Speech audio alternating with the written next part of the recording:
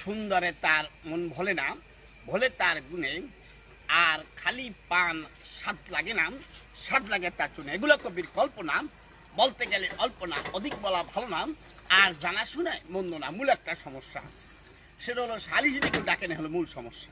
তবে বেরাদারি ইসলাম, আসসালামু আলাইকুম ওয়া রাহমাতুল্লাহি ওয়া বারাকাতুহু। আর হিন্দু ভাই নমস্কার, অন্যান্য জাতির কাছে আন্তরিক ধন্যবাদ।